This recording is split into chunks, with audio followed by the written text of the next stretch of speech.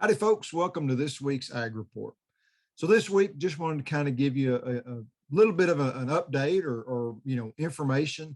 I'm sure y'all have all seen a whole lot going on in Ukraine with the invasion over there.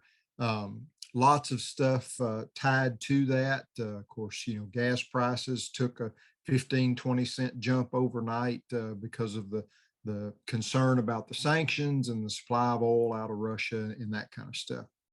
You may be thinking, or maybe you're not thinking of, will this affect agriculture? Well, I believe it will. Again, a lot of times, like I share with you, there's a whole lot of dynamics in play, and it's hard to narrow down just any one thing that this effect here will have this result here. Okay. What I can share with you, Ukraine is a major agriculture exporter. I don't remember all of the stuff, but I do know that they're number one in sunflower production, sunflower seed. I think they're like number 6 in wheat, number 9 in some of the other major grains categories.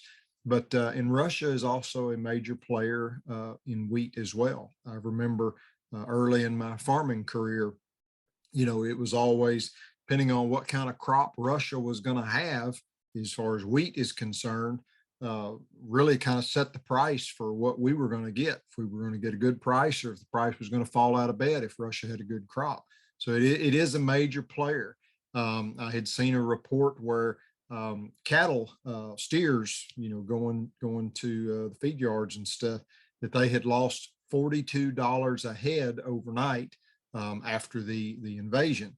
Now, grain prices have gone up, cattle prices have come down, fuel prices have gone up.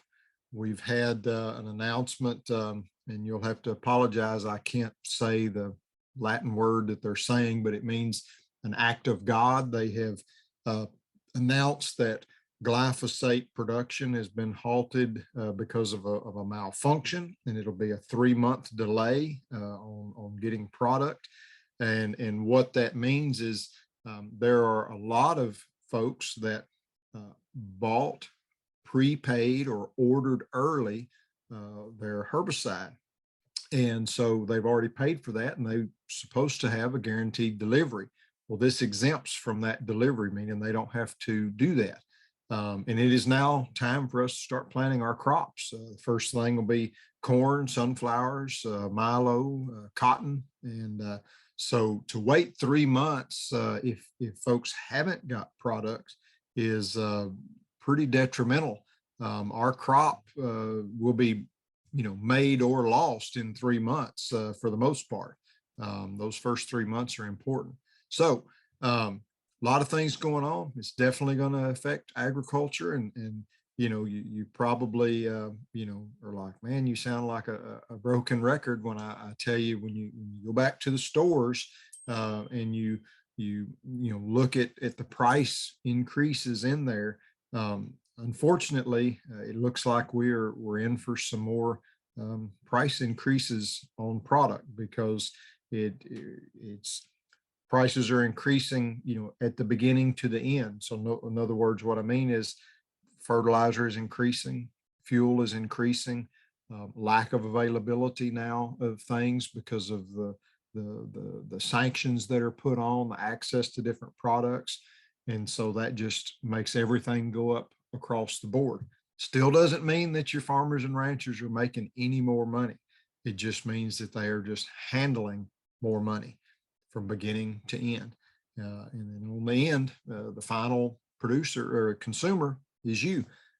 You're at the end of that line. And when you go to the grocery store, when you go to the restaurant, when you go to the fast food place, wherever it is, whatever products that you're buying. So we're going to keep an eye on that. Keeping an eye on things doesn't mean fixing anything. It's just trying to be aware. All of this stuff is completely out of our control. We just kind of have to sit back, watch what goes on, try to make good decisions on our farms and ranches based on what's going on in the world, what's going on not only with our own weather outside the window here, but then with oil and gas and all the unrest over there. So we just have to keep an eye on it, pray for the best, pray for your farmers and ranchers. I may not say this enough, but there's a lot of stress on us right now. You have just all of these things going on. Normally, you've got the stress of, is it going to rain or is it going to be too dry, in there.